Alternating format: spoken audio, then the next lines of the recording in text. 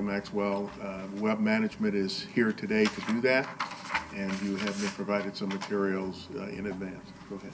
As the city manager said, in January we engaged Web Management Services to do our market study, and financial feasibility. Operations management portion will be the next stage.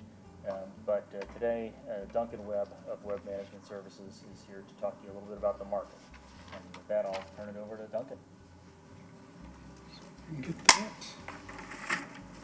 All right, good afternoon, Mayor, members of Council. Thank you for inviting me back to present some work. We were here just 2 weeks ago, so it's been a real scramble to assemble. Excuse me one second. Let me ask that you formally introduce yourself. Right, yes. My name is Duncan Webb. I'm the president of Web Management Services, management consulting practice for the arts based in New York City. Good. We've assembled a lot of information to share with you today. I apologize that it is a lot and it may be a little bit overwhelming. Please don't hesitate to interrupt along the way through if you have questions or comments to make. You have a written version of this. I'm afraid in the rush, you got the second newest version. There are a couple of tiny changes that are in the version I'm presenting here, but it's basically this same version that we'll march through together. So off we go. So my brief is that there are divergent opinions on this plan for an amphitheater relative to the original Banshell plan. So our job is to make recommendations on the optimal concept, including issues related to purpose, functional capabilities, flexibilities, seating options, amenities, and covering options. So really, to me, what it's boiling down to is what's the right balance between the amphitheater and the park. Now, this is the halfway point of our work. This is just what's the right concept. The second half of the work is preliminary business planning. How do you program it? How do you operate it? And how do you financially sustain it? And then that is the work we'll be doing over the next 4 weeks. So the market assessment. So that's the work we're doing today. And whenever we do these studies, we are always asking and answering 4 questions. And this is in my proposal. Number one, who's the audience? So who lives here, who visits here, what do they like, what do they want? Is there capacity and propensity in the market to support the venue? 2, what is the level and nature of demand on the part of users? So local groups, promoters, educators, and others who want access to the space. 3, what is your regional competitive opportunity relative to the other facilities? And 4, what is the best project to advance community goals? We always try and change it from simply a supply-demand question to a community investment decision. How do we wisely spend our resources in order to move our community in the direction we're going? Context is very important. There's been a lot of work and study of this sort of plan for years. Key milestones, the Imagine Clearwater plan, included this idea of the green, 4-acre lawn with the state-of-the-art bandshell, and this was the result of a community-driven planning process. 2018 Downtown Redevelopment Plan noted the importance of the green to support a variety of activities to support downtown redevelopment.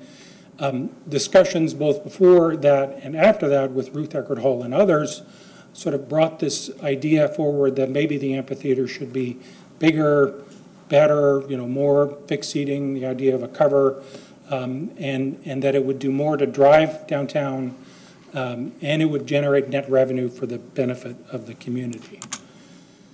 So goals for the project. So looking back at Imagine Clearwater, we sort of took out the following goals. Make the waterfront the heart of Clearwater, celebrate the city's authentic history and identity, provide public access to safe and beautiful natural amenities, connect to the rest of Clearwater, and be a catalyst for a more vibrant downtown to drive economic and fiscal well-being.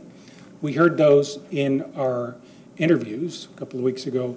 In the interviews, we also heard a lot around drive the revitalization of downtown and generate sufficient revenues to subsidize operations of the entire site, kind of a hope for the project. It's also important contextually to understand the charter restrictions. So again, we have to work with these. Prohibit the restrictions prohibit the sale, donation, lease, or conveyance of the property, designated recreation space on the city's comp plan. The property can be leased for an existing use. The charter restrictions prohibits the development or maintenance of the property for other than open space and public utilities together. It does provide for city-owned bandshell and associated facilities, including removable seating. The charter restrictions prohibit the sale, donation, or lease or other transfer or use of the property for other than city facilities without a referendum. And finally, the green must be used for public parks and places of recreation only. All right, so that sets the stage. The next thing I'd like to do is talk about some of the broader forces and trends in this world of developing outdoor facilities. There are 4 trends that I'm going to identify for you. One is that venues now support, or audiences want a broader experience. So it isn't simply about coming in, sitting down in your seat facing the front, enjoying the show and going home. There's a lot more around what happens before, after, and during that makes the experience better. So opening it up earlier, food and beverage operations, the ability to move around, all of these things become increasingly important, particularly for younger audiences. The second trend is temporary pop-up and retractable elements, this idea of trying to have things that can be adjusted in the venue. The third trend, it's not really new, but sort of re-emerging, this idea of integrating venues into the landscape, sort of a element of landscape architecture. And finally, this is something happening all over the entertainment business, is this idea of having sort of premium services to sell sort of a VIP option. It's a way to make more money by offering additional special things to some audiences. So let me just highlight some of these. I'll go through these quickly. So here's an amphitheater in Montana, in Bonner, Montana. It's the Kettle House Amphitheater. Kettle House is a brewery. So there is a brewery on site as a part of the amphitheater, as well as a state-of-the-art kitchen, cooking gourmet food options, cocktail service throughout the evening, and very sort of open well before and long after the event. This is a winery amphitheater in California. So a number of wineries are doing this. And again, their objective is to sell wine and to build awareness and support for their brand. So a lot of the experience around a performance is the wine tasting and drinking and partying before and after the performances. This is an example of a venue in Pittsburgh called Stage AE. So outdoor, 5,500 uncovered seats, plus another 2,400 indoor. In addition to the outdoor space, they have 3 independent concert spaces, an indoor music hall, an indoor club, and an outdoor amphitheater. It's partly owned by the Steelers, and you can see in one of those images, it's behind the football stadium. So along with live music, it's used for professional wrestling and a range of sort of experiences beyond the performances. Here's one in Quebec, in Trois-Rivières. What's interesting about this venue is that in that cold Quebec winter, the stagehouse closes up, and inside is a club, a music club that has a capacity of, where is it? It's about 500 for indoor performances with full food and beverage capabilities. Now let me talk about the concept of portability, retractability, and temporary. So this is just an image about the use of container storage boxes. These are being transformed in lots of different ways. In the top left is a closed one, a shipping container. In the image below it, it opens up into a coffee bar, essentially. In the top right is an image of a venue, another one in Quebec, where it's 2 shipping containers on top of each other. The one underneath is the bar. The one on top of it is sort of a VIP lounge for people coming to performances. Well, there's the image of that in the bottom right. And then bottom left is an image of a portable, an inflatable screen at an amphitheater in Utah. So increasingly used. They've got a sort of full summer film series there. This is a venue in San Diego. It's the home of the symphony in the summer there, and they build this from scratch every year, sort of the same way you build your stage around the existing band shell. It's all mobile, it's all temporary, but now, interestingly, the symphony is working to develop a new permanent facility on the site. So they're getting a little tired of the assembly and disassembly. Seating is 3,000, all uncovered. I should say, when I'm talking about seating this afternoon, I'm going to talk about seats under cover, seats not covered, and lawn, because those three sort of categories are very important to this discussion. So here's a couple of more sort of interesting. This is a venue in, where is this one?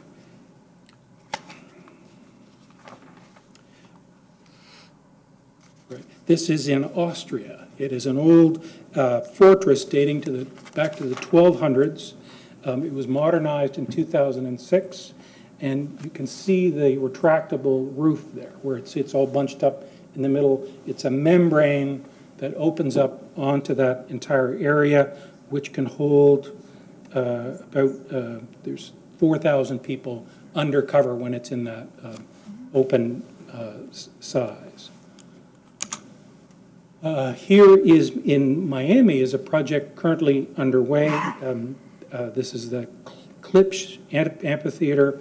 The city has, it's an existing amphitheater, but what they're doing now is installing this ring and a retractable cover over the amphitheater. So it's interesting because they've made a deal with Florida Power and Light that's installing solar panels on the top of it that generate power that they get the revenues from. But the seating is in the first close part is covered. So you have essentially 2,600 seats, 2,700 seats that will be covered by that retractable roof, and then another 7,200 people on the lawn not covered. Here's I couldn't resist showing this one from a Roman amphitheater in Verona, where they are now in the process of approving the funding for a membrane roof that goes over the entire amphitheater. The capacity inside there is 15,000. The cost of that membrane is about 13 million euros, so say about 15 million bucks.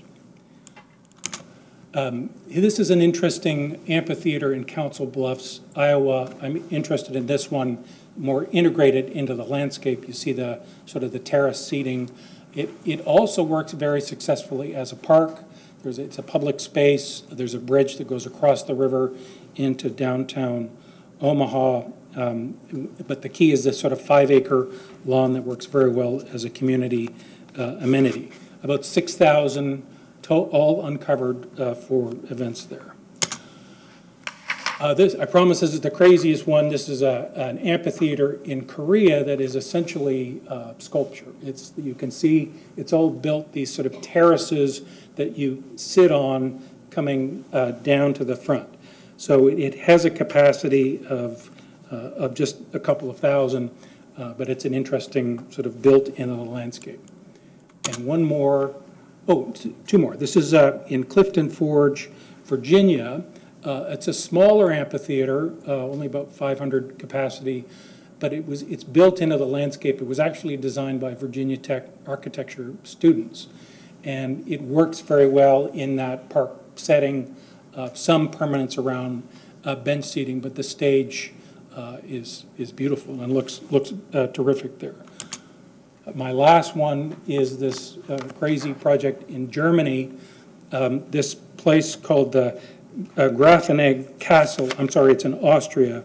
They have a very successful summer music festival there. It used just to be sitting on the lawn. They've now built this amphitheater that converts just to a sort of a public amenity and resting space when it's not in use. So lots of interesting changes and trends in this world of public facilities. Now let's come back to Clearwater and look at the market you have. we struggled with this question of how far do most people travel to get to an event in downtown Clearwater. The way that we sorted that out finally was doing this mapping exercise. And this is from 4 events. This is ZZ Top, Bryan Adams, George Clinton, and Sea Blue. So we mapped the distribution of ticket buyers, and that 50-mile radius got us 65% of the audience. I think we could go out a little bit further, but we wouldn't really capture more because the other 35% are either seasonal residents, not based here, or visitors coming in. So we decided to look at that 50-mile ring. What's so interesting about it to me is, first, the Clearwater population growing to 125,000 by 2024. But if you look at that 50-mile radius, you will be approaching a 4 million permanent population by 2024. I had no idea that the area was that dense and populated now. Characteristics that we're interested in. The best predictor of arts participation is educational attainment. How far you go in school generally predicts how you participate in and this is more the traditional performing arts, so going to the symphony and the ballet and the opera. You have relatively low levels of educational attainment on the part of permanent residents. There's fewer with graduate degrees and fewer with bachelor's degrees. I should just note on all these charts, the orange bar is Clearwater, the red bar is that 50-mile radius, and the blue bar is the USA. So just for comparison purposes, right? So you see the orange bar up at the top, less than 50 miles in the country. Household income distribution, again, Clearwater has fewer households with a household income of greater than 150,000. Also the case in the next income category down, and lots of folks with a household income of less than 25,000 and in that 25 to 50,000 range. The next chart shows there is a growth in that income, but it's still, in Clearwater, that income still staying substantially below the 50-mile radius income and the national household income. Age distribution, not a surprise here, a significant chunk of the population 65 plus, even more so in Clearwater than in the 50-mile radius, which I thought was interesting, and not so many kids, 17 and unders, and also the 18 to 24s. In terms of race and ethnicity, there is a significant Hispanic population here, close to the national average, and also an African American population that approaches the national average as well. Similar with language spoken at home, that Spanish-speaking population in the 50-mile radius matches the national profile. We didn't do as well as collecting information about seasonal residents, I'm afraid, in our 2-week span, and if anybody has a great data source that tells us about the demographics of people who live here part-time, I'd love to get it. But we do know anecdotally, this pie chart is showing us that about 9% of City of Clearwater housing units are sort of occupied seasonally, recreationally, or occasionally. So maybe that's our seasonal population count. Not that big. I think it's significantly bigger going out a little bit further. But we do know that that's an old segment also in terms of age. It's a higher income segment and it's a higher education segment. So it is kind of a prime group for us in terms of an audience. We did get pretty good information on visitors to Clearwater and the region. So 5.23 rooms sold in 2017, coming as couples or families. They're coming for the beach and because of the weather. 12% of them surveyed attended a festival or special event, so we're in there somewhere with our facility. Many of them have been here before, and most of them do not feel that any improvements are needed to enhance the visitor experience, so they're not clamoring for more. I would always contend that the tourism business is intensely competitive, and you always have to be offering more in order to hold on to your market share. The mean age, 53, so a little bit younger, but good, 92,000 in mean household income. Lots from Florida, but also the rest of the country. Then we did this other exercise, which was a lot of sort of counting in order to make a simple point. So we compared Tampa, St. Pete, Clearwater with 3 other metropolitan areas to look at who had more or less amphitheaters, and not just the number of amphitheaters, but we estimated the number of seats in each venue, so we could say something about seats per capita, right? So, and in this case, it's not physical seats standing, you know, a lawn seat is a seat, right? So we looked at Denver, San Diego, and Charlotte as MSAs. Your MSA population is the second biggest of that group. The other venues have 5, 6, and 3 outdoor venues. The total capacity of those, you have 34,400. They have 42, 35, and 37. So on a per capita basis, and that includes Coachman Park as it is today with its 15,000 seat capacity. So the point is that you are not overserved in this idea of changing that park out to the new amphitheater or band shell still has you at a market capacity range within what these other communities do. Right? So there's not a gross sort of under count nor over count. You're pretty much in the range as you are now. Sorry for the small print, but this is just more information at your leisure on the different amphitheaters in those comparable markets. The one thing I'd note is that there's about 18 on there, and only 2 of them have covered seating. Lots of lawn seating and some uncovered seating. So our market analysis leads us to conclude the market is large and growing. Significant differences between full-timers, seasoners, and visitors suggest the need for a segmented approach to programming and marketing. Meaning it's not one show that's going to get everyone there. You have to do different kinds of programs and market them differently in order to attract the diversity of the market. There's some opportunity for culturally and linguistically specific programs. Visitors traveling for beach and weather, that segment is attractive in 2 ways. One, when it's an act that people will travel to see, you know, if it's, you've got ZZ Top fans who will get on a plane and come, so a destination level act.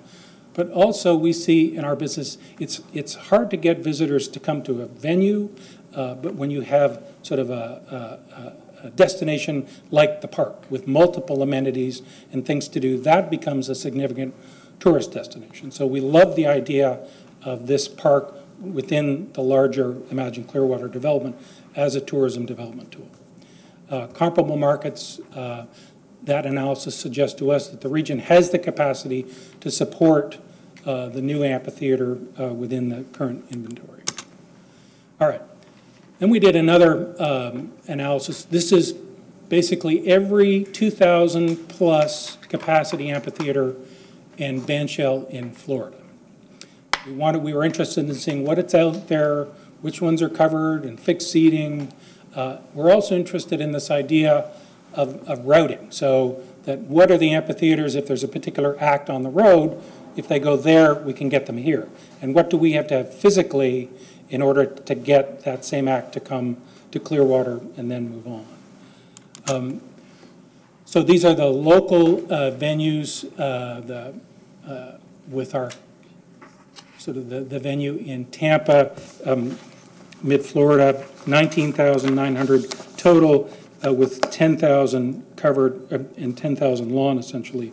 There's our 12.5 for Coachman Park and Janus Live. Now, the next 2 are all of these other regional facilities, and I'm going from the largest capacity down. So you see there's a few up at the 20,000 level. It drops quickly to 10,000 and under for total capacity. Remember this, I need to keep reminding myself of this, not to get too hung up on the fixed seated capacity, I'm sorry, not fixed, seated capacity versus lawn capacity. In many of these cases, it's the total capacity that's the number that matters more than the seated capacity. So you'll see in that first page of that 12 or so venues, 5 of them have covers. There's lots of, under that flexible seating column, you'll see only a few Ys, meaning flexibility in the venue itself. Most are owned by cities. There's a bunch of them that have private operators like SMG, Live Nation, and so on. The next page shows 5,000 seats down. Again, only a couple that have covered seating, limited flexibility, and down in the lower capacity ones, they tend to be operated by local government rather than the private operator. The next exercise was sort of understanding how the current Coachman Park is used. This is a chart that shows 2018 use by various groups. It includes a couple of the presented events.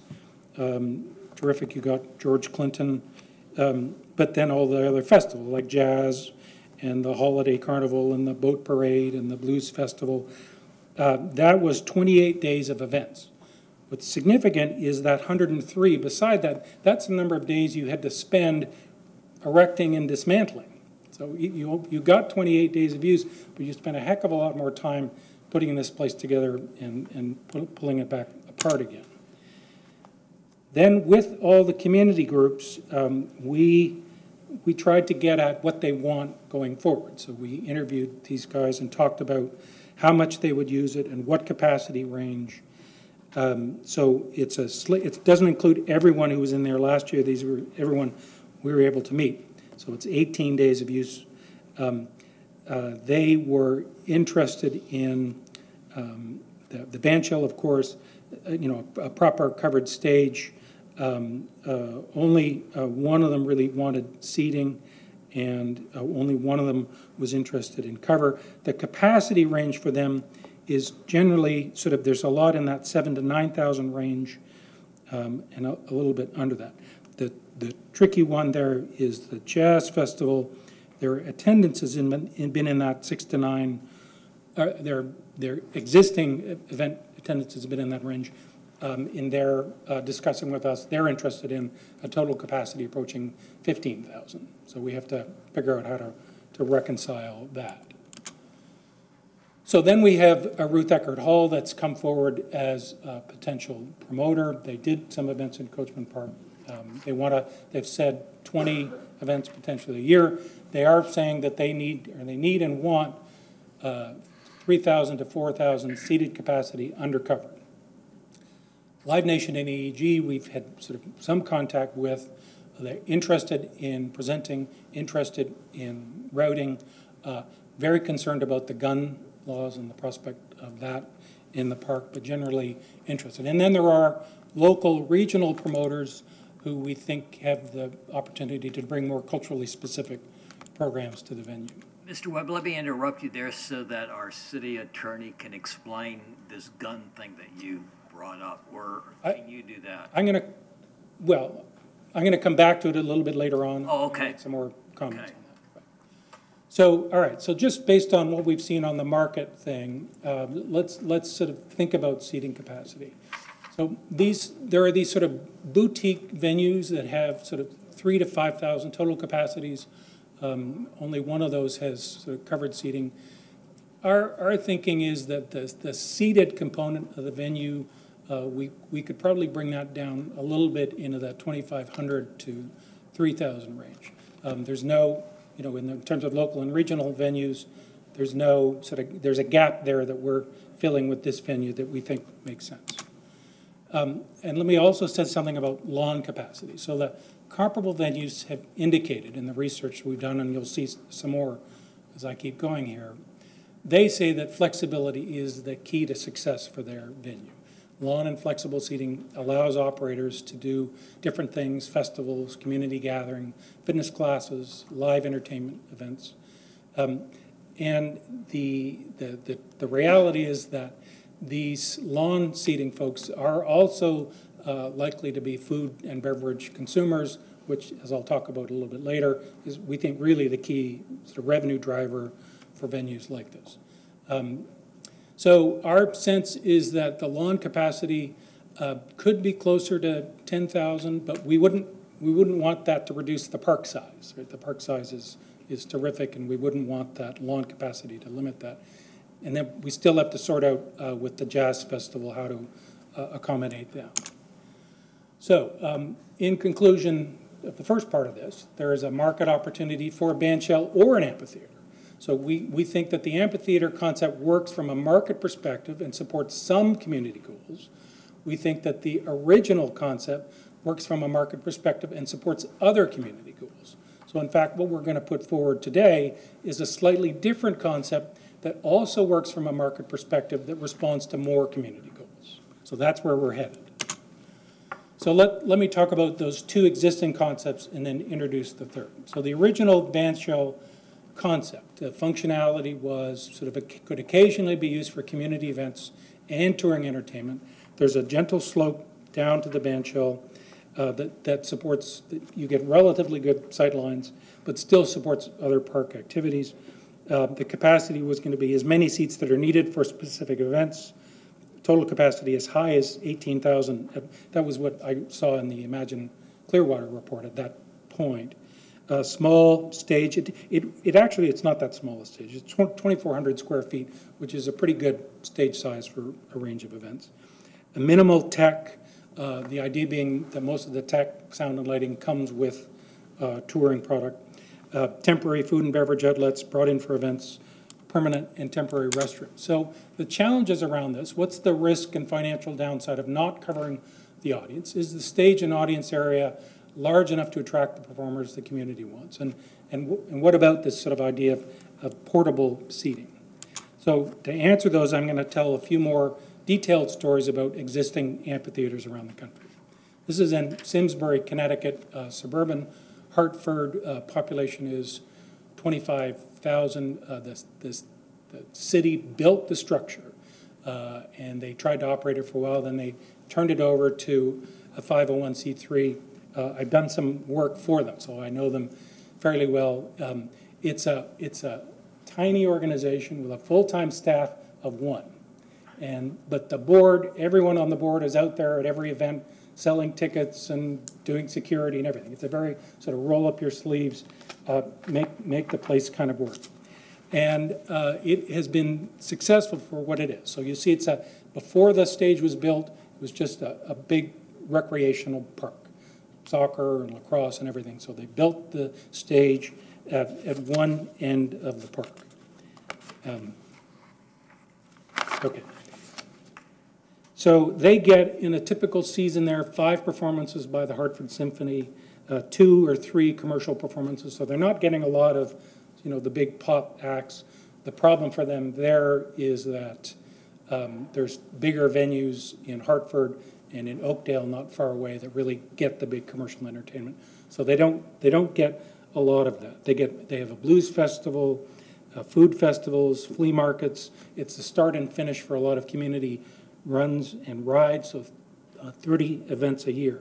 Their total operating budget is $400,000, and last year they showed a surplus of $12,000. So they made a tiny little bit of money.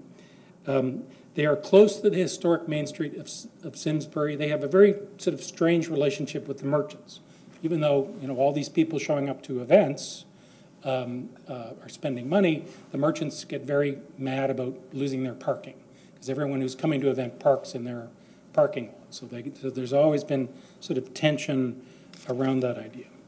The great thing that they've done is you can't really see it in this slide. It's not really better there. There's a kind of a wall that's 2 feet tall that is a semicircular outside around the stage, and inside that wall, in front of the stage, you can put theater seats or tables and chairs. So for all the Hartford Symphony events, that's what they do. And it's premium VIP seating. They serve a full meal to the people sitting up there, and they and the symphony together make lots of money doing that. In case of bad weather, they've had a couple of rain dates historically, but they don't do that anymore. They find that people have made a plan to come. It's very difficult to adjust that plan to the next night. Some of the acts have purchased insurance, but that they don't really recommend doing that.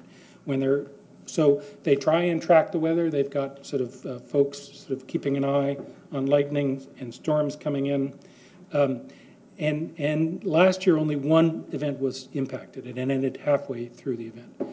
They are installing these sound towers that you see here are temporary. They build those at the beginning of each year. They're now buying and installing permanent towers so that they don't have to deal with taking those down and putting them up.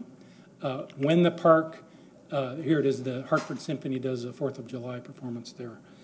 When the park is not in use, it is a park. Again, there's still soccer games and lacrosse and people walking their dogs and so on. Coca Booth is a terrific amphitheater in Cary, North Carolina.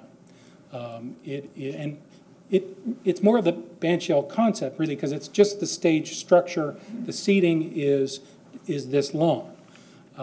It is owned by the city, operated by SMG, to whom they pay sort of a management fee.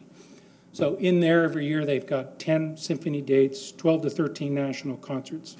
They had Vance Gill last year and Paul Simon the year before, so they're getting good acts to the building. It's an open venue, meaning multiple promoters can bring their acts there. It's not an exclusive relationship. 6 food festivals and a number of cultural festivals, an Indian festival, and the biggest single draw there every year is the Chinese Lantern Festival. They do high school music festivals. They do a film series. There are runs that begin and end there. So there's about 50 events a year. There's a staff of a dozen, but they're not on the town payroll. They're on the SMG payroll. So the cost of the town in 2018 was net $350,000. In other years, it's been as low as about $150,000, but so $150,000 to $350,000 as an annual cost of the year. The city staff that I spoke with there say, the city council is more than happy to pay that. The councilors, whenever they bring people to town, they bring them to the park to show off the amphitheater. They get huge value out of it in terms of being a community amenity and asset. I've got a couple more good pictures. Here it is so there's a lake out behind. So you see there's the structure and the lawn extending out to the right. This is from the stage. So the other interesting thing they have there is at the back, you see that structure. That's called the Crescent, and it's their version of sort of a premium seating area. So it's more of a fixed structure. Let's see if I have one more picture of that. Yeah, there it is. So it's a fixed structure. They're basically front porches. So there's little rooms, enclosed room, and in front of that, like a porch where you put out seats. There's a separate concession area for that. And that does very well for them financially. It's a big part of helping their sustainability. They don't have problems with rain. They say they've only had a couple of events in the past couple of years that have rained out. When the rain comes and they've got people tracking storms, they send people back to their cars, but North Carolina, the weather pattern is usually it's a blow through, as they say, and they come back and the concert resumes when that's over. Interesting that they do have, there was some residential development around there before it was built, and there's been a lot more since it was built. So they're pretty sensitive to noise. There's a decibel limit of 95, 100 feet from the stage, and there's also a 10:30 p.m. curfew. So they're trying to sort of manage that as well. The town does not regret the lack of a cover because they feel it would spoil the beauty of the location. Okay. Closer to home, this is the historic bandshell on Daytona Beach, 80 years old, 4,500 capacity. It's all stone, so apparently what the city does is they rent seats to folks to come who want to sit for performances. They rent lawn chairs. It's owned by the city, operated by their Cultural Services Division. They do 10 community events, 5 days of cheerleading competitions, Jeep Week, and some other events. They don't get a lot of sort of higher-end commercial product there. And on the beach, there's limited things you can do sort of physically there, I think. Their operating budget is $350,000. Annual revenue exceeds that a little bit. There's sort of $400,000. So there's the historic structure. So now let's take the amphitheater concept, the thing that evolved from the original concept. So the idea there was to attract more world-class artists and entertainers to Clearwater, bringing audiences from around the region, generating more revenue, and driving downtown spending. So the focus was on those large music events. The idea, most recently, plus or minus 3,500 seats undercover, maximum capacity 15,000. The seats can all be moved, but the rake is fixed. Right? Large permanent covered stage. The actual stage isn't bigger than it was in the Banshee concept. It's still about 2,400 square feet, but more investment in VIP, concession, some restroom buildings. And the other thing that's popped up is that Ruth Eckerd Hall has suggested that they have an outside partner who might contribute capital to the amphitheater development project, depending on arrangements. They are wanting a more more exclusivity, more sort of the idea of getting some control over the overall thing, and the more they're able to do there, the more likely they are to invest in the capital investment of the amphitheater. So challenges. Does the venue align with the goals of Imagine Clearwater? Can it be profitable? Can it be restored as a park after performance? Will this have an impact on downtown Clearwater? And then the capacity issue. So some more stories. So Pompano Beach. So 3,000, it's all seated. You see that sort of structure. It's basically, because of the rake of the seating, it's isolated from the park behind it. So it doesn't really, it's not like you have lawn seating behind that. It's the rake that you have to get in order to have good sight lines with those fixed seats of the stage, sort of dictate that it is what it is. And then the concessions are in that sort of back wall that sort of opens up for food and beverage. So 3,000 fixed, uncovered. They say that they have a lot of trouble attracting big acts there. So they still get 15 to 20 live music shows. They really, a few years ago, they were paying a management company about $800,000 to run it and not getting anything back. So they spent a lot of money. They finally realized that wasn't necessarily a smart thing. We helped them write an RFP that put AEG in place and the operator.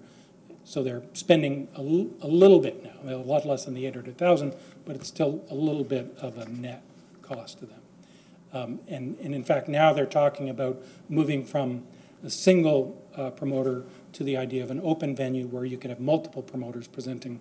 Their complaint with AEG was that they just weren't getting enough shows, and they were disappointed with the amount of activity that the venue was getting.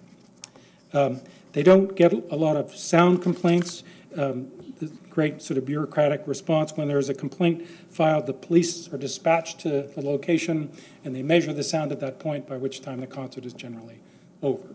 So that's not working so well. But what is interesting is the city has allocated $3.5 million to put a cover over the amphitheater. They're going to do that. Okay. Here's a couple more images of the amphitheater. It's not a beautiful venue. Here's Anthrax performing there recently. Not high quality stuff. All right, Cynthia Woods Mitchell Pavilion is really one of my favorite amphitheaters in the country. I have worked with these guys historically. This is really one of the great models of a community amphitheater. They opened probably, I think it's 25 years ago. The Woodlands is a planned community north of Houston, right? So they built this amphitheater specifically to build awareness of their community. This is a way to sort of become known in the Houston region. So the amphitheater was built for that reason. It was originally meant to be the home of the summer home of the Symphony Opera Ballet, but then would also bring in a commercial touring product. It's a 12-acre site to get all of that on. 6,500 covered seats and lawn seating for another 10,000. Because of the original purpose, there's a full orchestra pit for the ballet opera to use, but they use it now occasionally more as a mosh pit and less so as an orchestra pit. The building comes to life in many ways. 43 contemporary entertainment events, and they are promoted by Live Nation. So there's a deal with Cynthia Woods Mitchell Pavilion and Live Nation to bring that commercial entertainment to the building, and they are sharing risk. So the Live Nation sort of attracts and pays for the acts, and the building brings the building and all the staffing and support, and they split the proceeds of that together. So in addition to that, there's 15 performing arts groups, symphony, ballet, opera, but not as much was originally planned. Some rentals to big churches and high school graduations. They believe that 38 out of those sort of 40 or so shows every year make money on a net basis, so the direct revenues minus direct cost equals sort of net. But what they contend is that the way that they make money on these shows is through the food and beverage operations. It's, the artist fee and promotion matches the gate, and it's the food and beverage that really sort of drives the revenue in the facility. They also have an event center next door that does smaller rentals. Their operating budget, remember some of the smaller ones, but their operating budget is $42 million a year, because that includes all the ticket sales of the events. But they also have a full-time staff of 30 people. So they've got a building next door that they run, fully developed staff, plus 325 seasonal staff as well. They say that of that $40 million budget, $42 million budget, the earned revenue component is 40. So the annual fundraising nut for the Woodlands is $2 million. And again, the Woodlands, which is now a township, soon to be a city, is happy to pay that $2 million annually because of what they get in their community as an amenity, quality of life, building sort of the brand, and so on.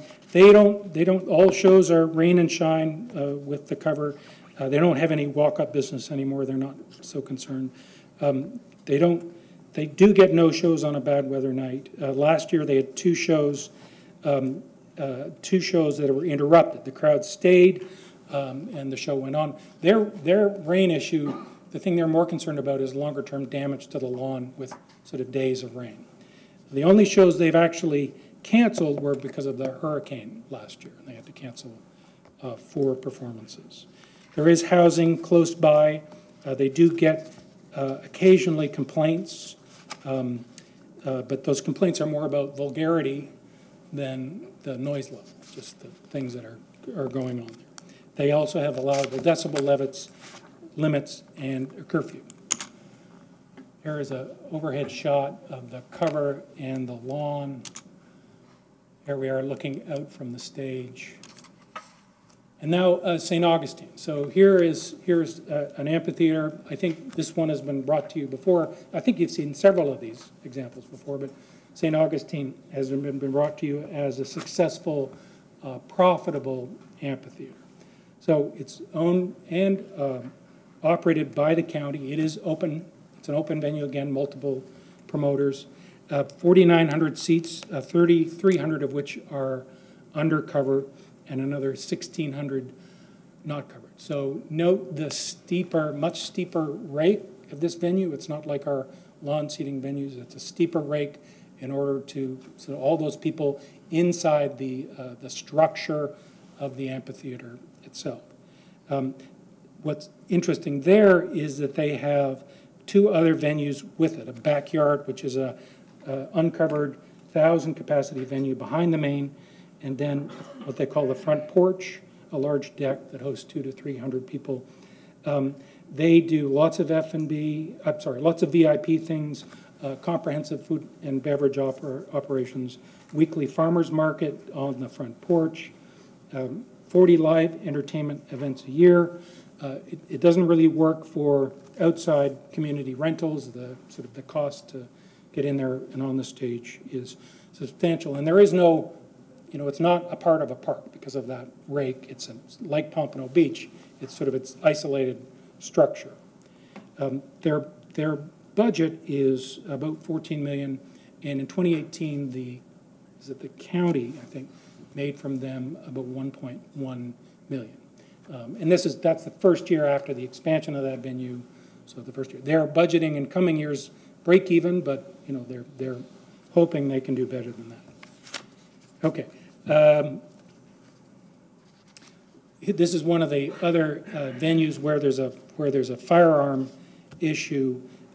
If the event is a rental, buyout, or co-promotion, the firearms policy there is that it's Live Nation to decide whether guns are allowed or not, and they're not. That was significant. There's underneath, there's the front porch and that other venue. So now what we're saying is let's consider a slightly modified concept. So from the original ban shell concept, let's push capacity, functionality, flexibility, and technical capabilities in order to support some of these large events that you want to get, while trying to minimize the scale and impact of the facility so as to honor the park concept. Sounds easy. We're going to now start talking about how difficult that is to do. So we want to support not just performances, but community events as well as the large touring events. So again, maybe we can push that seated capacity down a little bit under 3,000, 2,500. And you know, we're good in terms of total capacity with 10,000, although I wouldn't want to compromise the overall sort of park concept in doing that. So the other thing we can do is explore the integration of the structures into the park, looking at flexible seating systems, a flat floor component, retractable elements, and pop-up amenities and stage. The challenges around that is the technology, and this is the key one, is the technology sufficiently advanced to support flexible seating systems and a retractable roof in a cost-effective manner? So I'm going to show you some more examples, but again, can it be done in a cost-effective way? Can those amphitheater elements be sufficiently minimized so as not to compromise the park concept? Do the operating costs associated with preparing the venue for a performance make it prohibitively expensive? I mean, can we get around the problems that you've historically had of sort of building up the current amphitheater into a proper stage and the labor costs associated? And then, can these facilities deal with a wide range of community events? So here's a great example of an attempt to do that. This is in Addison, Texas, suburban Dallas. It's called Addison Theater Park. It's a flexible, mixed-use park, 370,000 square feet in total. Water and electrical hookups are throughout the site, and there are 3 distinct performance areas that can be built up for performances. They have big events like Taste of Addison, Oktoberfest, concerts, movies, and art shows. This is the entire park. So the ellipse is that picture I just showed, and you'll see the site for the big stage there. When that stage is not in use, it looks like that. So the entire stage disappears. All of the backstage and stage support functions are underneath, built into it, as well as all the power requirements and so on. And here is the lawn being used for performances, community events. So it's managed by the town. The whole park is zoned as an event space, which is significant in terms of how it gets used. And all the city events at the park are subsidized by a hotel motel tax fund, so they've got a specific funding stream. Here's one more showing the public art and fountains also on the park site. Meisner Park, I'm sure some of you have been there in Boca Raton. This venue has been struggling forever. I was over there trying to help them 20 years ago, trying to figure out how to make this thing work. They had a nonprofit running it for a while. Now it's owned and operated by the city. There was previously an exclusive relationship, as I understand, with Live Nation. Now it's an open venue. 3,600 temporary seats and 4,200 standing room. So they get 5 to 6 live music concerts promoted by one of the big guys. The city gets a per ticket charge on that. 3 live music events promoted by a local group, 15 days for festivals, 15 days for community rentals, 10 days of other city-presented events. So an annual operating budget of about $1 million, and they gain a little bit back on the bottom line. I'll get to that in a sec. Covered seating, what they're doing now is they're putting a tent over the facility. You see it in that image. This one's better. So the performing arts groups like the symphony have said, we really need a cover for our audience. So every year, they're renting this tent, and for $420,000 a year, they put the tent up for a 2-month period when they have all those performing arts events. The city charges the users an extra $2,000 a day to try and recover some of that money. Interestingly now, the city has received a bid for a retractable roof. The cost is $9 million. They don't have to cancel events. They've only done it sort of a couple of times. They don't think that a covering would help them so much. It's more of these sort of the traditional performing arts audiences wanting that cover. For city-sponsored events, firearms are allowed with proper permits. So this is another place that has a similar issue than you do. The city attorney determined that they can do a screening, and police officer manages, sort of checks the permits, offers a place to store guns. Okay. When it's not in use, there's really, it's a daily gathering place, but it doesn't really serve as a park venue. There's a big yoga class going on in the park. And finally, Ascend Amphitheater. So this is a newer project in Nashville, owned by the city, 10-year contract with Live Nation, 2,300 temporary seats, 4,500 lawn seats. The park was originally, it was going to be a downtown greenspace. City said it would be park first. And when the contract was awarded to the operator, they said the site would be always a park first. But since then, there's been a lot of tension in the community because it essentially isn't operating as a park. It's a concert venue with limited access and availability. So the rentals are rare because the minimum charges for them to get in are beyond community resources. The city does pay, the operator pays about $400,000 plus a portion of ticket and concession sales to Nashville. They were thinking of covered seating, but didn't do it. What they do have there is that temporary seating on the front part. So it all comes out for specific performances and goes away.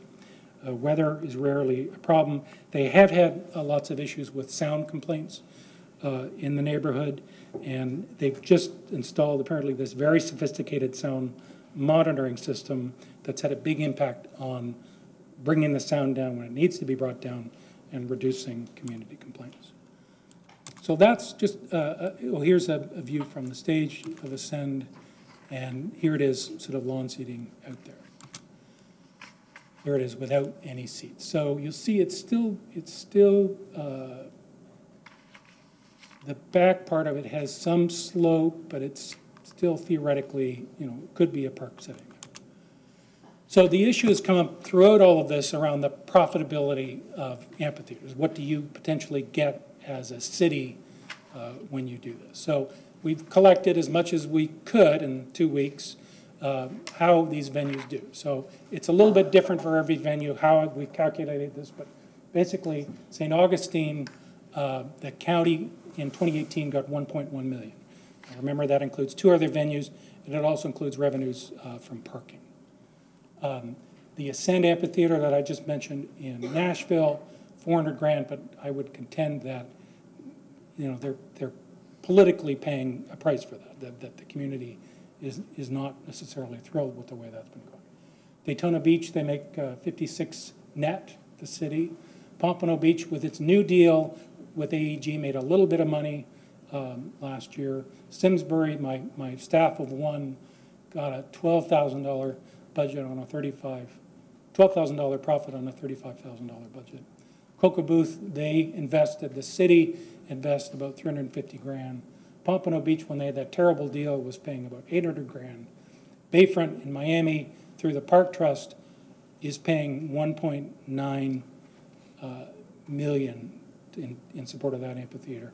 And Cynthia Woods, even though they're earned income is, 97% of their budget, there's still an annual fundraising requirement of $2 million. So that's where we get. So two other things. Again, these outside threats that I would encourage you to sort of take a position on this. One is the presence of guns. So we did talk about it with various users and promoters and others. There is a lot of concern about for promoters bringing their product here and the prospect of having guns out there, but you are doing it now. The other thing we heard from several of the groups is there has to be a workaround, quote unquote. There has to be a way around this problem. What can it be? So, I think you've already worked pretty hard at this question, so I'm not sure how much further you can go with that, but that's sort of the challenge that's been laid out. The other threat is, and just something that we heard a lot in our interviews, is the increasing traffic and road congestion might dissuade ticket buyers, so ways that you can address that with the county, essentially. So, in summary, covered seats, excellent tech, sound and lighting, rigging, and so on. Expanded backstage will attract strong promoters who will book higher-level artists, who will attract regional audiences, who will positively affect downtown Clearwater, right? Better facility, promoters, artists, audiences, downtown. The fully developed amphitheater serving a range of community goals, meaning the other things beyond driving revenue, we don't think is likely to generate significant profits for the city. The key driver, and again, remember, is from the discussion about food and beverage operations. So not only do you have to invest in the stage and the backstage and the cover, you've got to really have significant the food and beverage operations to really drive that net revenue. The latest seating plan and cover we think can be reduced slightly. More importantly, there should be a deeper exploration of the opportunities for temporary, flexible, and retractable elements so as to enhance the park-like setting when the amphitheater is not in use. This will allow the project to serve the other important goals that came out of the community input process. And also important within that to us is maintaining the slight rate, the thing that allows you to keep using it as a park when it's not in use as an amphitheater. And finally, as I just said, I would encourage you to take a position on those outside threats, dealing with traffic congestion, guns, and so on. This is my final slide. And I'm going to ask you a couple of questions. Do you think that we have fairly described the situation and the prospects for the project? Do you think there's additional information that we need to collect in order to move forward? Then I'm sure as we march through this together, we might talk about the physical planning that's now appropriate to sort of answer some of these questions. And my hope for today is that I get your blessing to finish my work. So I have another 4 weeks to figure out the operational piece. How do you program it? How do you operate it? And how do you financially sustain it? And with that, I'll open it up to questions and comments. Well, Mr. Webb, thank you very much. We appreciate all the work that you've done on a rather quick basis. But before we go to our questions for you, you've basically been on your feet and talked for about an hour. So why don't we give you a 5-minute break just to catch your breath, and we'll reconvene at 4:10. Great. Okay? Yep.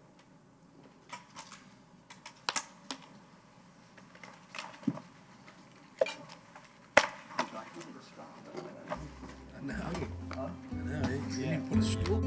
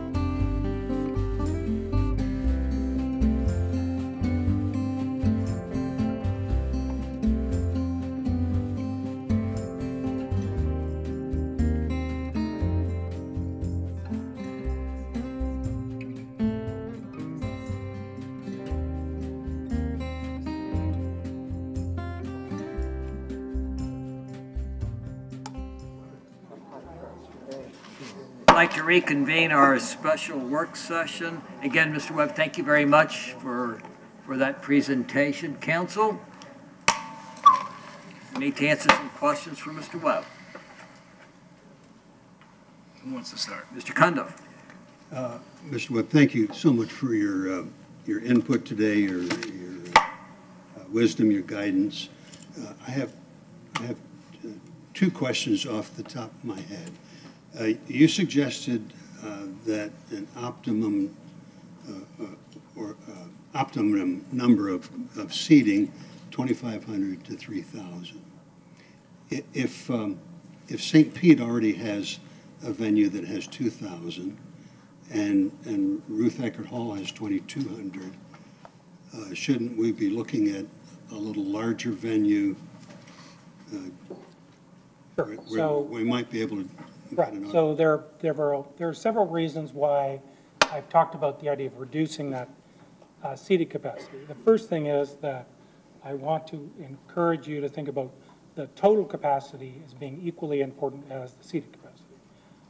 The second reason is that we see that a lot of the other venues in Florida and around the country have a split where 2,500 seats undercover seems to work pretty well. Of course, the promoters are going to want more than that because that's better that helps them make more money. The other thing is that I've introduced this very complicated idea of retractable elements. Where they're moving seating, finding a smart way to move seating in and out, thinking about this idea of a retractable cover, and my suspicion is that the fewer seats you're trying to do that with, the easier and less cost prohibitive it might be. So I'm trying to give encourage the design team to explore that because maybe it's possible in terms of capital costs. The other reason I've just left it as that range, 2,500 to 3,000, is that the second part of my work is writing the operating budget. So I want to be able to drill down on that issue within the operating budget. But my short answer is I don't think that dropping those seats will prevent you from getting the acts that you want to get. Could I ask one more question? My second question is about sound. Will covered seating help to reduce the overall volume necessary for the shows? Yes, it helps. You have less sound than inside the cover. You still have the folks outside, so you still have to have the same speakers going out beyond the covered area. So if there was just an event of seats under cover, the sound level can come down quite substantially. But if you've still got people out on the lawn, the sound has to get to them.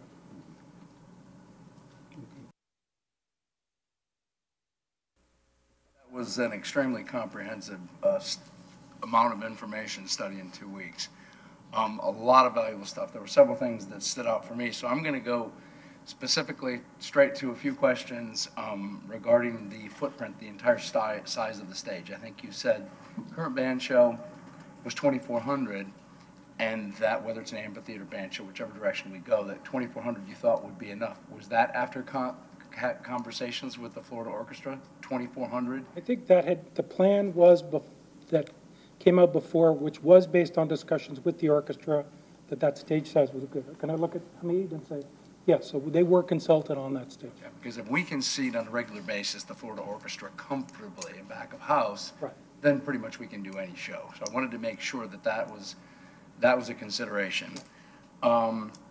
Secondly, the seating number, and I'm going to ask a few questions off of the same kind of direction Mr. Cundiff went, and you gave some explanation, and it was a matter of balance. And I want to go back to our conversation when I suggested to you scale, the size and scale of this pavilion band show with the entire Coachman Park. And I'm going to go to just a couple examples, the Cynthia Woods and the St. Augustine.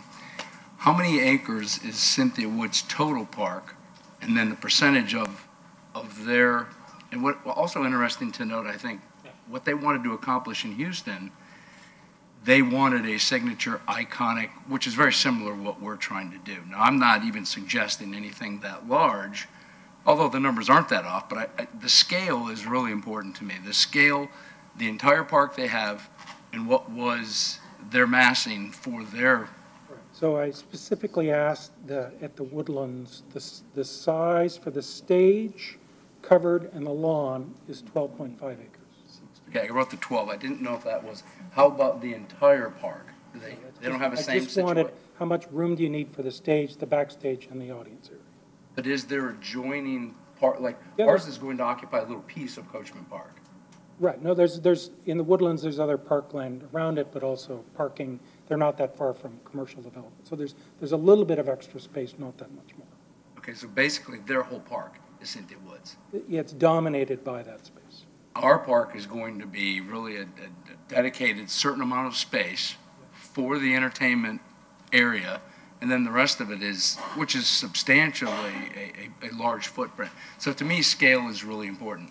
And so when you consider whether it's 2,500, 3,000, 3,500, would that scale of, say, something even the size of, let's scale down to St. Augustine question, the percentage of, how many acres, somebody refresh my memories, our coach? 63 acres altogether. Yeah, so St. Augustine entire footprint, how many acres is theirs with their covered seating? Not sure. Sure, it's, probably only 3 or 4. You say the point I'm getting at is we have a huge park that is going to be continually programmed and have community citizen access, whether it's connecting to the Pinellas Trail, water access, estuary. It is going to be huge. So to me, it was a matter of scale. What percentage will this entertainment piece of this total park occupy in this park? Because I think that's important for citizens to understand.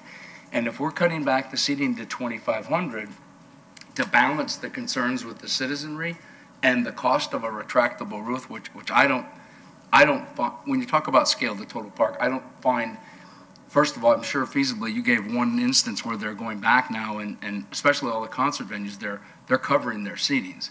And if they're coming back and spending $9 million to put a retractable roof in, that doesn't make any sense to me, for us to even consider doing that. So if the compromise in the 2,500 seating is based upon that, part of that, because the retractable roof would be cheaper to cover that many, it's like, what are we compromising by cutting back on the seating?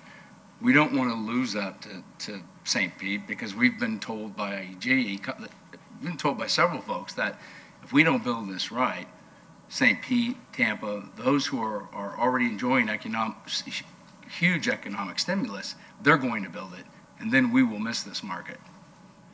So I'm not sure the 2,500 is good. It might work, and we may fill it all the time, but where are we now 5-10 years into the future?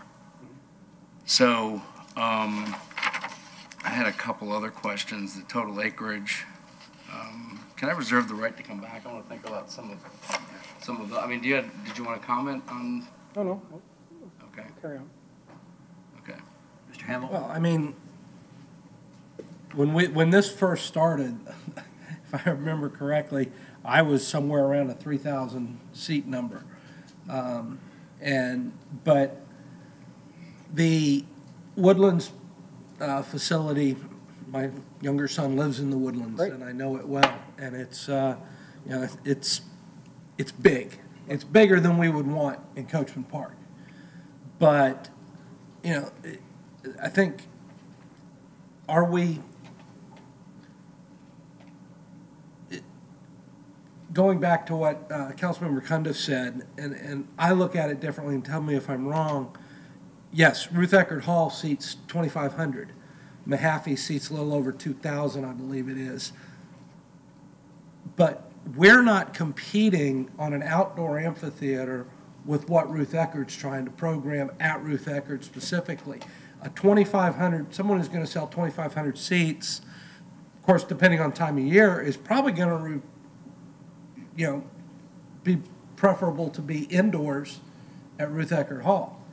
Someone who can sell more than 2,500 seats is what's going to be looking at our venue here, because it's not a 2,500 seat venue, it's 25 to 3,000 seats covered, which would be your premium seats, higher ticket cost, and then the lawn itself to be able to put your larger number capacity on. Am I missing something there? No, that's right. I mean, they're not really competing.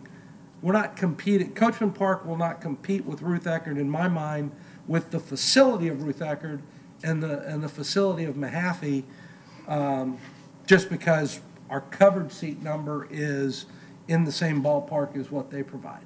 Different experience. And again, you know, our contention is that the trend in these facilities is away from, you know, just the traditional fixed seating amphitheaters to amphitheaters that have more flexibility and more options. And particularly for younger people, you know, the way that they want to experience these events is different. They want to be able to move around, they want to dance, they want to do different things. And so we're stressing the total capacity number of 10,000 to us is equally important as the number of seats that you have under a cover.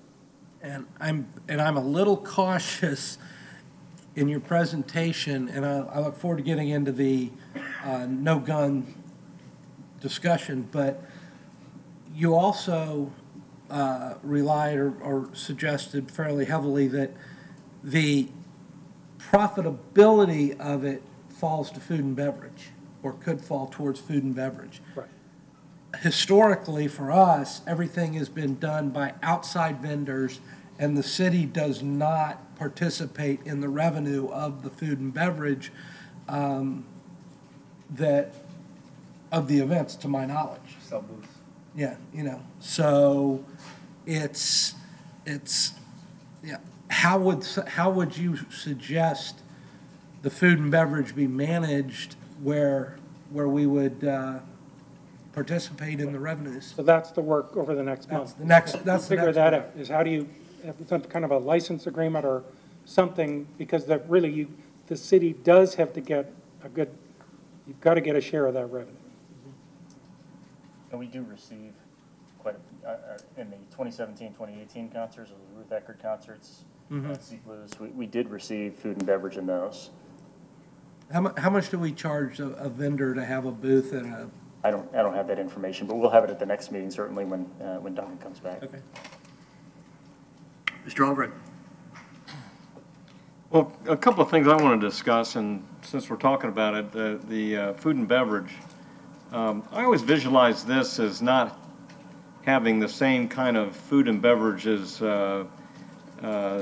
Jazz Holiday or the Sea Blues Festival, where they bring, have the food vendors down there, because this is something that's going to me, it's always been something that will help downtown restaurants and people. So, by the time we figure out where we're going to be parking, putting a parking garage, it's going to bring people through downtown to go to this event, and then they'll be coming back afterwards. So,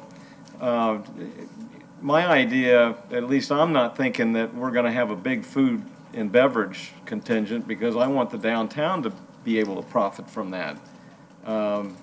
This is a lot different than a lot of the ones you've shown, because we're on I saw that you're on the beach on some of those, but we're on a bay, on a bluff, and right in our downtown. And when Harborview gets torn down next month, people are going to see this. It's just going to open wide up to this new venue that we've been imagining for a couple of years now, this Imagine Clearwater. And to me, it's not a venue that's out in the woods somewhere, like some of the ones that you showed us. It's not off. I mean, it is right in our downtown. And I think part of the draw is not going to be just who we have playing there, but I mean, I see a lot of different types of things going on down there, and people will come just to say, hey, let's go see a sunset and listen to some music, right on the water. And that's our biggest, at least to me, it's always been the wow part of this whole thing. So I think if we're looking to try to make money, that we ought to not be looking on the food and the beverage part of it. I mean, we can have some of that down there for the convenience during the show that people can get something, but we don't want to take away anything from downtown. At least that's my thought. Any other questions? Yeah, let me get some clarification too. Let's talk about the stage for a moment. You said 2,400 square feet is what we have currently at the, and the new stage is going to be 2,400 square feet. But the wings that we were talking about, is that included in that 2,400 or? No. So we were just, the 2,400 was just the stage, the performing area. Correct. And then the back of the house and the wings were extra. They're in addition to that. Okay, okay.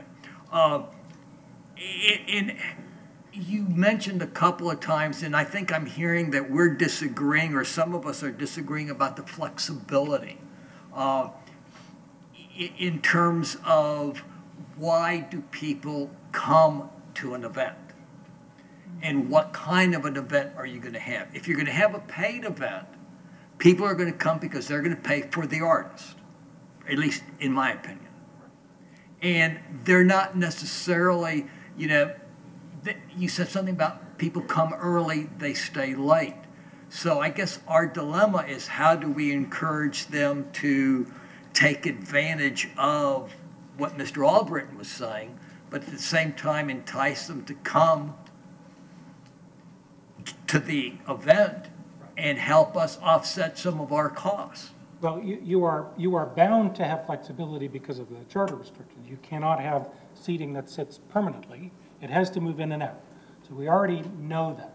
So the trick is to develop seating systems and ways where it's easy to move it in and out, and even where there's flexibility within that. So wouldn't it be great if you could have, in some cases, a flat floor in front of some of the seating, in case, you know, for dancing or whatever, or, you know, the start of a bike race or whatever. So I think the ability to have flexible seating is critically important. You know, for a Florida orchestra performance, that audience will want to sit in seats, no question. What we might be able to get them to do, as often happens in other classical music venues, is that they've picnicked on the lawn before the performance or eaten in downtown before the performance, but then they want to come and sit in the fixed seats during the show. In my mind, I'm thinking that this area is not going to be something that you're going to come and just watch a sunset when there's an event going on, because why am I going to pay to go watch for the sunset on a Saturday when on a Friday or on a Thursday I can come down and it's an open venue? Mm-hmm. So I think we need to keep in mind the flexibility is the key to all of this, and not put something that is too large. And while I understand where you were going, Mr. Poglaze, I think we can get too big, because that's going to be all that you're going to see initially, and it's got to be inviting, in my opinion. And with regards to the cost of building that, sort of the retractable and the flexible elements, I did quote a couple of sort of exorbitant price tags, or adding a roof or doing a retractable roof. Those are projects where they're coming in after the fact to try and do something that wasn't originally in the design. My hope is that you will at least allow your design team to explore a little bit of what's possible on this site as a part of the design going in. How they're going to deal with the flexible seating, the idea of some retractability on the roof, and some way that you can have food and beverage sometimes, but not all the time, sort of impacting the site. All those things become important. So help me figure out what kind of answers you want us to give you. Do you want us to sort of say we would prefer the flexibility, or you want us to tell you to go back to the other?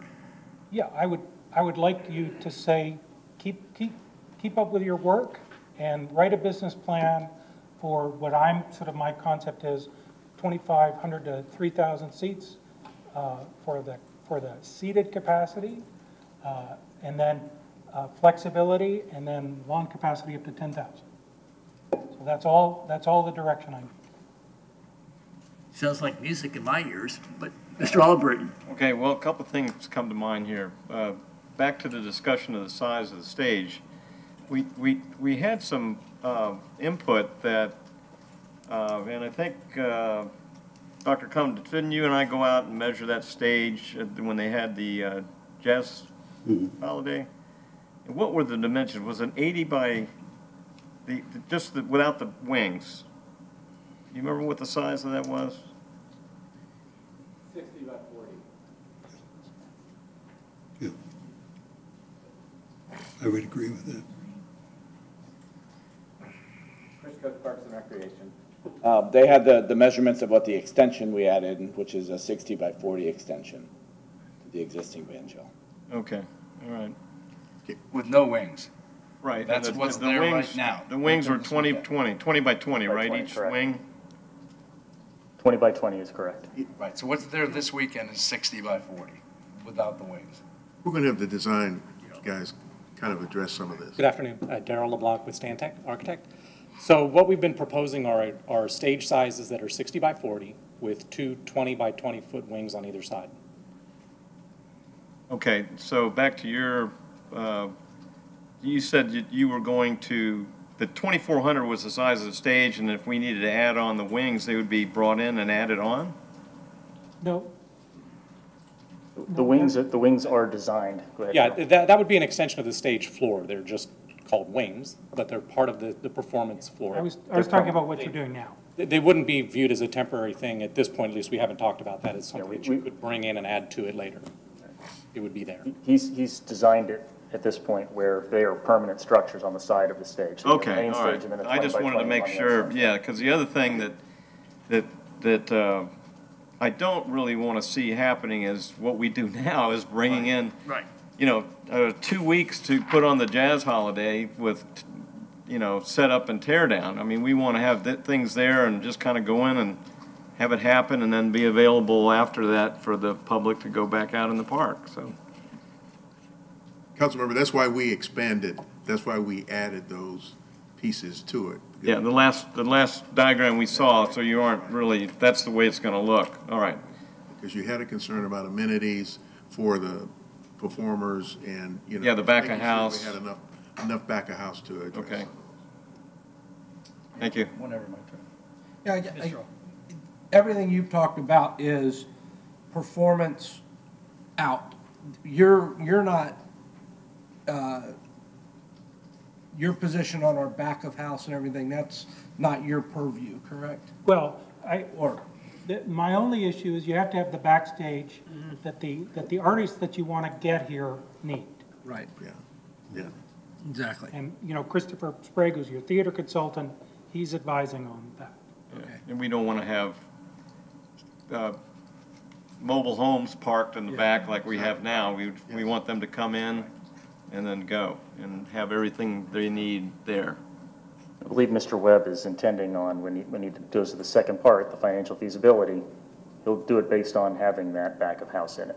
So all the electrical that occurs, all of the upkeep and maintenance, that'll all be factored into the business plan that he's going to do.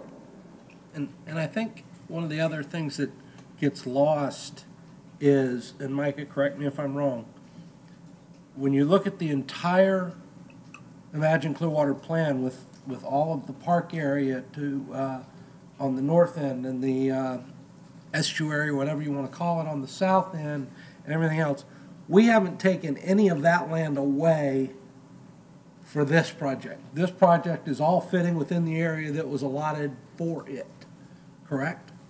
That is correct if we move forward with Mr. Webb's proposed because of the slight rake portion. Right. Now, if we go to an area where, a situation where we have a tiered seating area or a significant slope, that may dip into those other areas. Based on the direction today, we'll. I don't know if are we going to get into the significant slope discussion right now, because I can tell you right now, you're at sea level down there. You can't dig into the ground because you're going to hit water, and to build any significant slope, we're gonna have to basically, it's gonna wall off the, I don't think we can have any significant sloping to it personally. That's, I mean, I'm not sure if anybody disagrees with that, but, it's just gonna, it is gonna be what it is. We're not gonna be able to build it where when you sit in your seat, you're guaranteed to look over top of the head of the person in front of you. It's just not gonna happen. We don't, the topography just does not allow for it. So. Mr. Pogler. Thank you, Mayor. Just to clear it in my mind, the stage that's down there right now this weekend, and that will be there next weekend, that is, Chris, is that a 60 by 40, that superstructure that's rented right now? And the conversations with the Florida Orchestra is they can fit fine without that. So our stage would actually, the new proposed stage would be skinnier in the back, but wider in the front. Is that? My understanding is that the 60 by 40 is not big enough.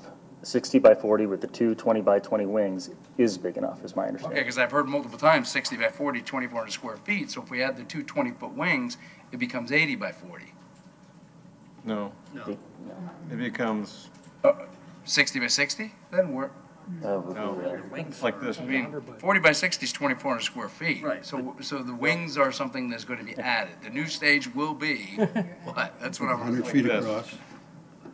Those are 20 And these by are going to be 20. permanent. Daryl's got some info. Okay, well then that's 80 by 40 is what I said. It's 20 100. and Not 20 is all, 100. not all. 100. Oh, 100, okay, I lost 20. So it's actually 100 by 40 then, the new Correct, stage? yes. Okay, now I'm real good with that. The wings are not. Council, 40. I apologize. I wasn't trying to stir up, get us back to worrying That's a- about the it's a- stage. I just yeah, wanted to make Okay, sure that no, I just, 2,400 well, I mean, if they want Yeah. to program 6 to 8 concerts, we have to make sure, and if they're good, everybody's good. So the other thing I want to do is, so I know I went to weekend festivities last Friday, which was great, by the way, 5,000 people in attendance Friday night. It was fantastic. Great seafood and blues festival. Next weekend, and I think we had Sunday night almost 8,000 people in Coachman Park. This coming weekend is sold out, 12,500 tickets. Now, if our total park capacity is going to be 10, we're already downsizing what we want. And I'm just going to suggest to the rest of the council, and I know Mayor, I think we all agree on Iconic. I think we all agree on capacity for the future. I think we really have to consider, and I'm not looking for Cynthia Woods, but something more in line with St. Augustine because we have such a massive footprint. Most of the asphalt's going to go away. So Iconic is extremely important, and then capacity for the future and offsetting revenues to be able to not put all this on the taxpayers and Parks and Rec. Even if it doesn't pay for itself completely. Well, I believe the way the lawn is now is that total capacity is 15,000 in the current concept. 18 is what we've had 18 in there and we've turned them away, one in, one out. But I mean, it's shoulder to shoulder. It's not comfortable, but if you go this weekend, you'll see even 12,005 is But great. it's not, I mean, it's not that big of a, I don't think you have to, the idea of me saying 10,000 is probably okay. It's not a big deal to be offering 15,000 or 18,000 because the fact is it's a park when it's not in use, and it isn't like it's removed from park use if it's within. So, I said most of the time you really only need a lawn capacity of 10,000, but I wouldn't want you to reduce the size of that area to compromise the park. So being able to go up in capacity to 15 to 18,000 is fine. Oh, so we could. Well, see, I got hung up on that. Like we can't do 12,000 shows anymore. I was saying from a market perspective, we think you're okay with a lawn capacity closer to 10. But if you've got that space, if it's in the park design, it's not Well, then to me, the only concern is getting back to the covered seating part. Right. I look forward to options on that. And I'm not comfortable with the 25 to 3. I'm comfortable more with the 3 to 35. Thank you. That's it. Okay. Thanks. I think what we're hearing is that he needs some, are we comfortable with some flexibility? To try to figure out exactly what will work best. We will never be able to provide enough seated capacity for certain events. we will never be able to provide enough standing room or lawn seating for certain events. We can't build to the maximum, just like we can't provide enough lanes on a highway so that there will never be a traffic jam. We have to figure out what will work more frequently and be more suitable for a variety of different types of events. We have how many events at the park now, and only one or two of them get up to above 10,000. So it would be foolish to build for 15,000 when we're not even there yet with what we've got. And let's keep in mind again, we can't do anything permanent. We can't have permanent seats there. So we can't look at the St. Augustine example and say, well, let's do it like St. Augustine and provide 45,000 because they have that, what do you call it, the rake? Yes. Okay. We're not going to be able to do that. Our experience is going to be, what is unique about what we've got is the location. And that's what we have to keep in mind, that will be as flexible as it possibly can be. Mr. Albrecht. I really want to be flexible, but I'm wondering why you're bringing up a retractable roof when probably a fixed roof would be cheaper, and probably, since we're only talking about 2,500, 30,000 seats, why would we think we'd need a retractable roof? I think it would be a great thing to have, because there are some events that they don't want to have any roof at all, and they don't want to have any seats at all. They want grass all the way down to the front. I also think that the technologies are advancing rapidly, such that the cost associated with some level of a retractable roof is at least worth exploring.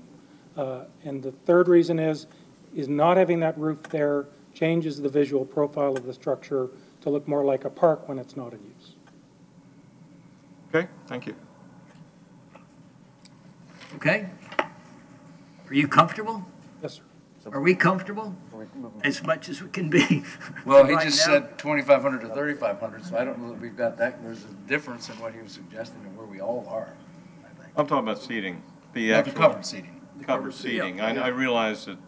I mean, In fact, I don't even know, this might be a question for Kevin. What would be the capacity of that, of the whole thing? What is the capacity with the green area and everything? 10,000 in covered seating. at one point we were talking about 15, weren't we? What is that number? I'm talking about with the seated area and a lot. Yes. I think the suggestion is right now to go somewhere around 10. Yeah.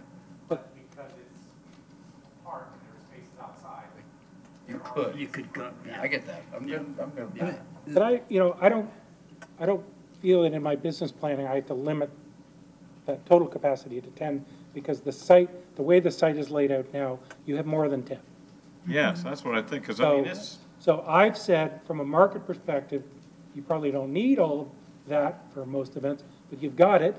It's in the site plan. You don't want to necessarily reduce the size of it, so we'll use it.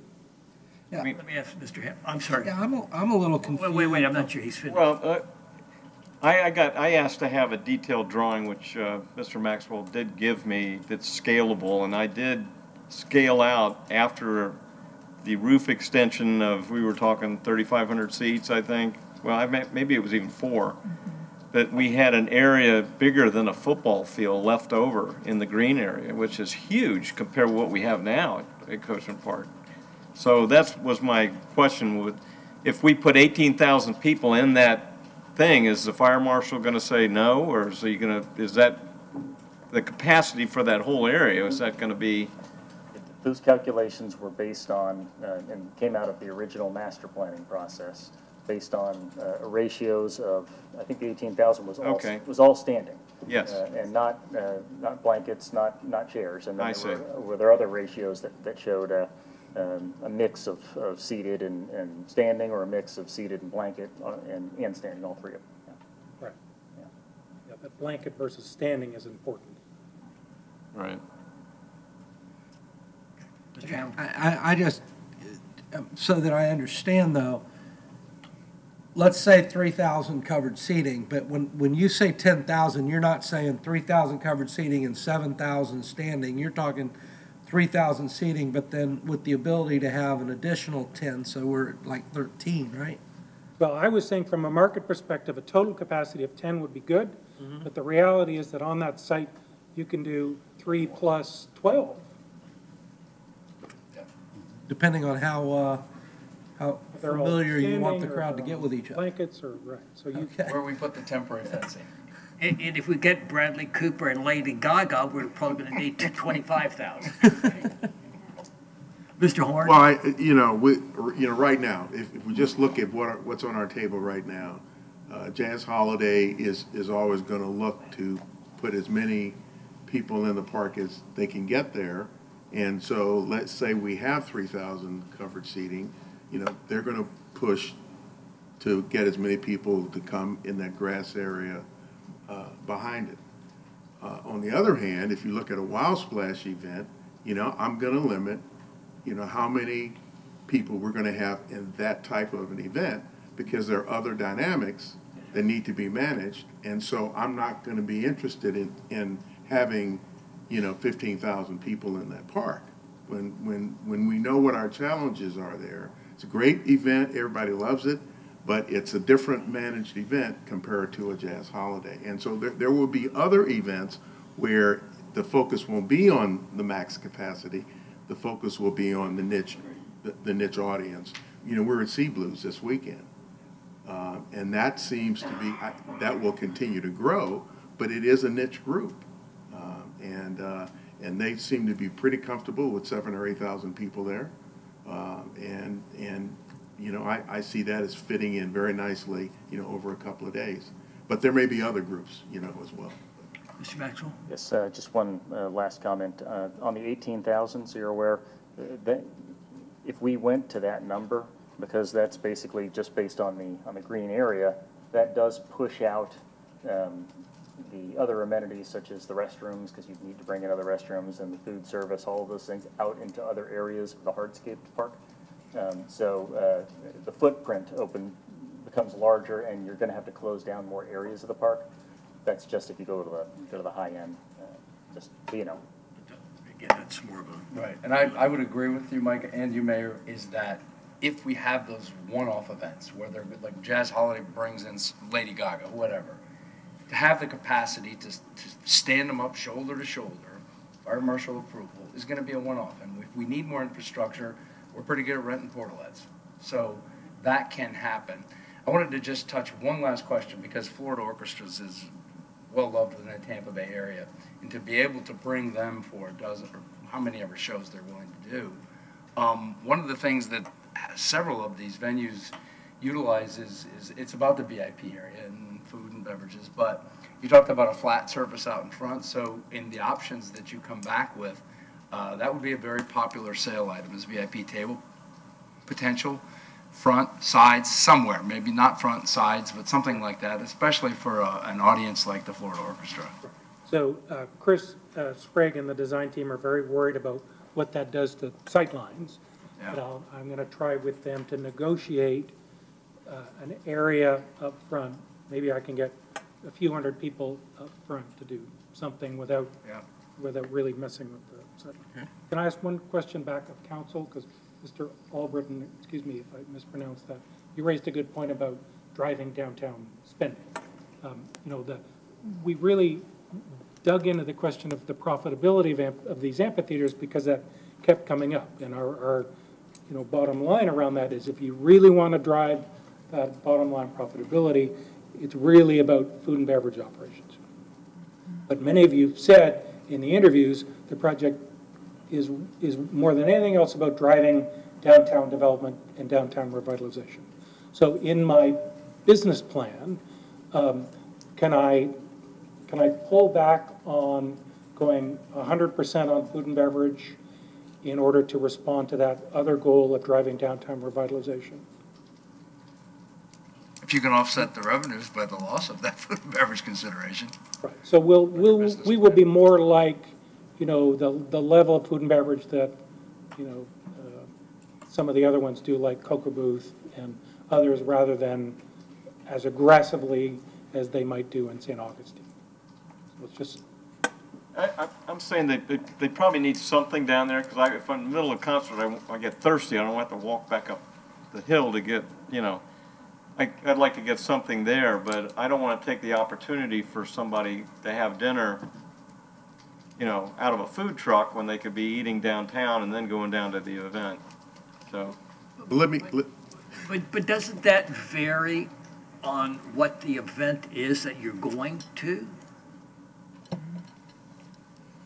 Yeah, and there's a huge revenue stream for know. beverage for Jazz Holiday. They Yeah, make, I mean, they make a lot of money on I those think vendors. that varies on things that you know, from my perspective, it's a whole lot better to have something down there that's going to attract people, not just for the special events, but so that they come back when there's nothing going on at that park, so that they can support the downtown businesses and use the park as something extra. We're not building this park. In my, you know, I think we have to keep that in mind, is what I'm saying. I can be flexible, but Yeah. that is just something that I'm passionate about, because I think that this is going to be a real spark for the downtown, and I don't want to, just like when we have events downtown, I don't like to bring in a lot of food vendors and put them right in front of the restaurants. But let me stir the pot here, okay? Because I come down to almost all of the events, and I don't come down to enjoy the music. I come down to watch people and make sure everything is working okay. We have created a culture, an entertainment culture right now, to your point, that if I come down, I will get a full meal among those vendors that we are currently using to support the events.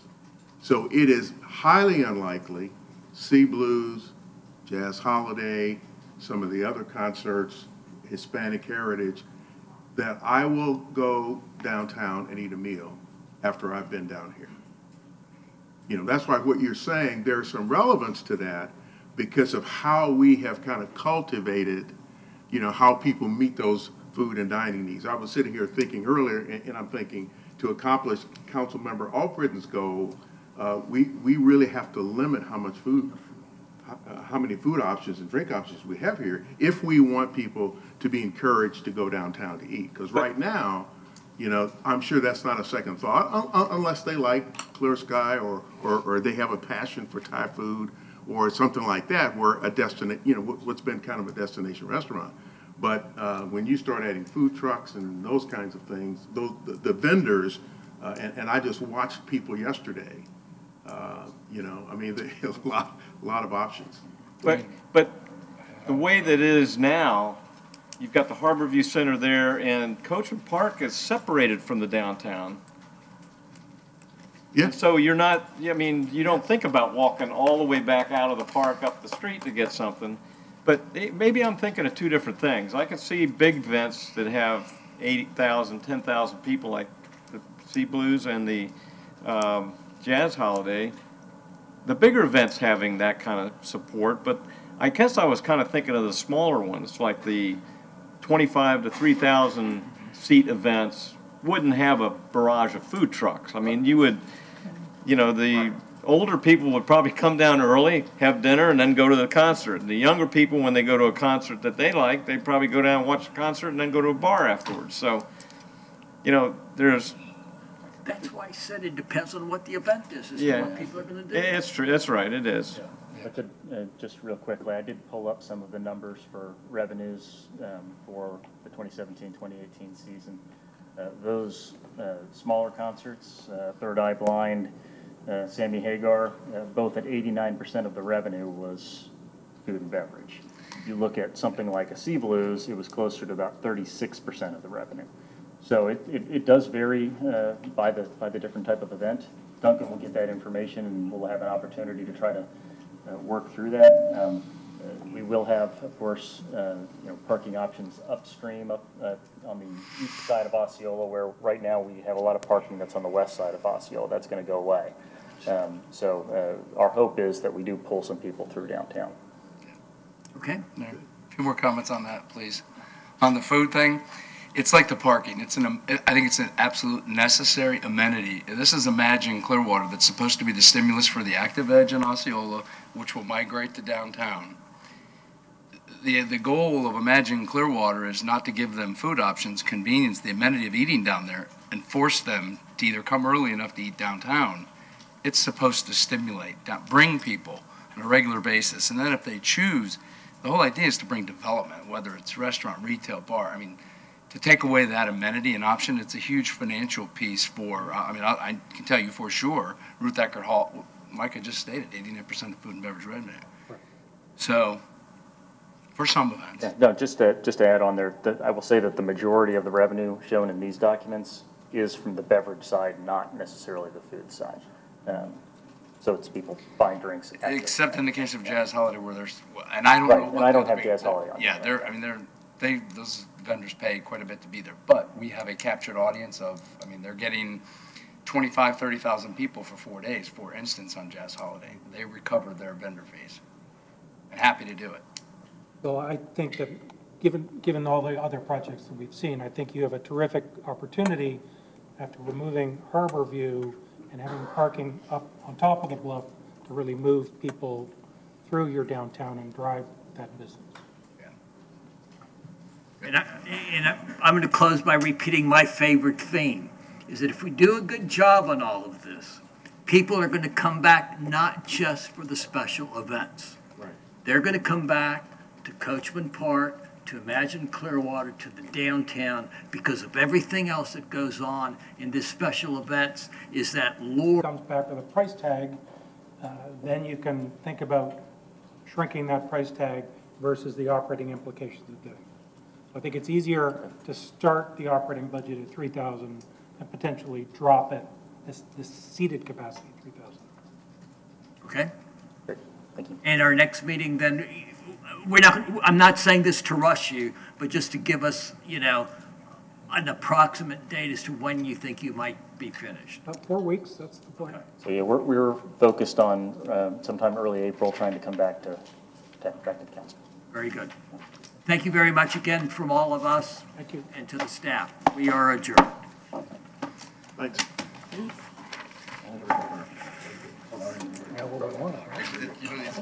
don't get too many chances to. And we hope that restaurants along the way, too, would be Are we going back to the?